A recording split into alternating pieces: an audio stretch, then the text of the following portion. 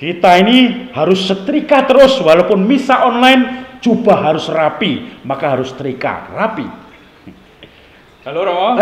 Romo baru apa kapan? ini? Baru nyetrika ini. Setrika jubah sendiri. Ya, misa online itu semuanya harus kita siapkan biar rapi. Karyawan lockdown. Ya. Oh ya?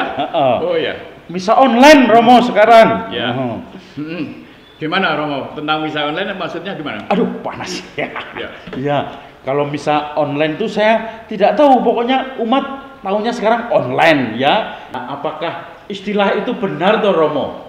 Ya Romo, boleh saya katakan misa online yang kita kenal ini sebenarnya namanya adalah misa batin atau misa spiritual. Nah, jelasnya adalah begini. Misa itu sebetulnya adalah sebuah perayaan Ekaristi yang menuntut kehadiran secara fisik dari setiap umat, dari kita semua. Dan karena situasi kita tidak mungkin akibat dari COVID-19 ini, maka kita hanya bisa mengikuti perayaan Ekaristi yang dirayakan oleh imam, disiarkan melalui televisi, YouTube atau media-media yang lain. Dan itulah yang namanya misa batin. Kita merayakannya dalam kesatuan batin kita dengan Ekaristi yang sedang dirayakan oleh imam tersebut, entah di Jakarta atau di Purwokerto atau di tempat-tempat yang lain. Lalu apa manfaatnya kalau orang misa di rumah dan ternyata itu bukan sakramen? Begini Romo Teguh, sebetulnya yang kita sedang alami ini bukan sesuatu yang baru. Kalau kita belajar dari sejarah gereja pada abad-abad awal kekristenan, di mana orang-orang Kristen itu mengalami penganiayaan, para imam, uskup itu bahkan dipenjara dan nggak ada yang mempersembahkan Ekaristi. Orang-orang pada zaman itu merayakan Ekaristi itu hanya secara batin atau secara spiritual.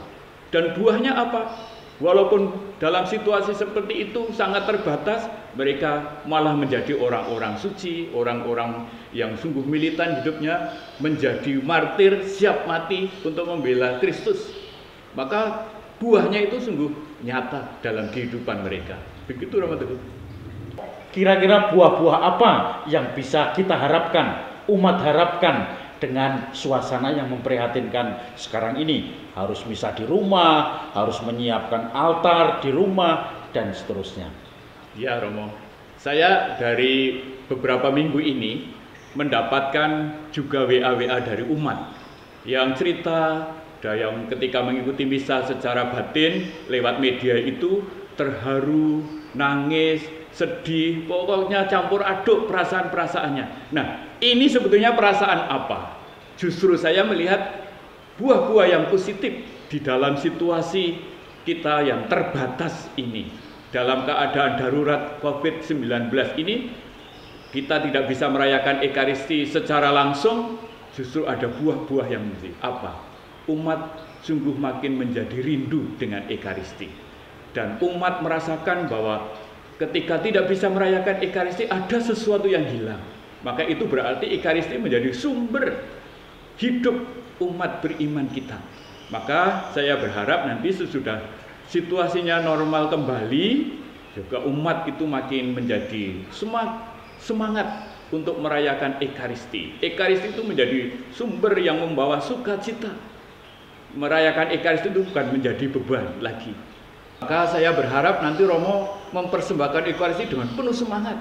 Oh ya, berilah semangat umat kita yang dalam situasi seperti ini mereka pada takut, khawatir, bingung, mau misa saja nggak bisa. Romo menjadi imam yang bisa menyemangati mereka. Maka setrikalah jubahnya dengan baik supaya bisa nanti tampil dengan penuh semangat menjadi imam yang baik bagi umat. Ya, jadi tidak mubadir ini nyetelika ini. Oh iya. Ya, saya pamit dulu Romo ya. Terima kasih Romo. Ada rapat. Oh iya ya. Saya nyetrika dulu. Ya. Rapat. Saya ini yang setrika dulu. Jadi jangan lupa, bukan misa online, tetapi misa batin atau misa spiritual.